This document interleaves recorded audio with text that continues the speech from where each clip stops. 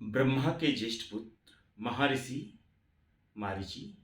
महर्षि मारीची के ज्येष्ठ पुत्र महर्षि कश्यप। महर्षि कश्यप की 13 पत्नियां।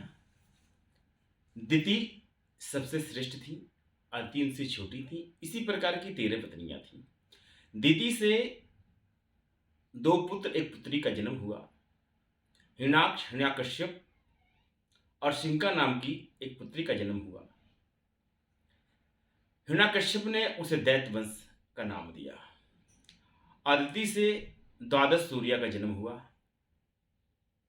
उसको उन्होंने देव का नाम दिया, देववंश का नाम दिया। क्रुदा से 9 नागों का जन्म हुआ, जो नागवंशी कहलाए। सुरसा से असुरों का जन्म हुआ। धनु से दानवों का जन्म हुआ। इसी प्रकार महर्षि कश्यप की 13 पत्नियों से बहुत बड़ा एक साम्राज्य पूरे विश्व में स्थापित हुआ। और महर्षि कश्यप जो ऋषि थे, उनकी संतानें कभी कोई बुरा कार्य नहीं कर सकती। यह तो 1575 ईस्वी में अकबर नाम का एक दरिंदा भारत में आया और कुछ भारत के ही जो भारत के राजा थे, अपने साथ प्रलोभन में उनको मिला के, देशद्रोहियों को अपने साथ मिला के, और इस सनातन संस्कृति का सर्वनाश कर दिया वर्ण व्यवस्था लाके। उसके राज्य में 9 रत्न होते थे, जो उसकी बातों को बड़े प्यार से मनवाते थे। बड़े सात्विक किस्म का इंसान था अकबर। लुटेरा था, अतताई था, और उसके पूर्वजों ने मुगल साम्राज्य की स्थापना की। उसे संचालित करने के लिए उसे पता चल गया था कि चंद्रवंशियों से, नागवंशियों से, और सूर्यवंशियों से, और ऋषिवंशियों से, मौर्य वंशियों से, पौरवंशियों से, यदुवंशियों से निपटना बड़ा मुश्किल है। इसीलिए उसने इस तरह की व्यवस्था की, वर्ण व्यवस्था बनाई।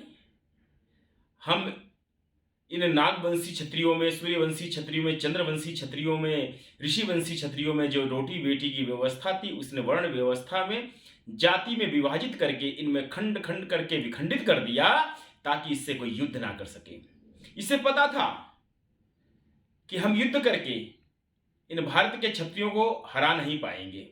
तो उसने क्या किया, भारत के जयचंदों को लेकर उसने इस सनातन संस्कृति का सर्वनाश कर दिया। जो आज देखने को मिल रहा है, मेरे भारत के लोग ही खंड खंड विखंड 6700 कुछ जातियों में बट गए हैं। आज सनातनियों को इकट्ठा करना पड़ रहा हम संतों को।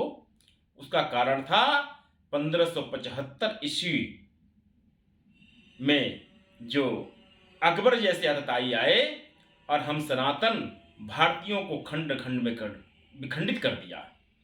मैं समस्त सनातन भारतीयों से निवेदन करता हूं, आवाहन करता हूं, एक सन्यासी होने के नाते, कि आप लोग ये जाति वर्ण जैसी व्यवस्थाओं का खुलकर विरोध करिए। पढ़े लिखे लोग आके विरोध करें और इसको बिल्कुल से जड़ से खत्म करके उस मुगल द्वारा दी हुई एक तरह से विष है ये, उसे समाप्त करने में मेरा सहयोग करें। हर हर महादेव, जय भवानी।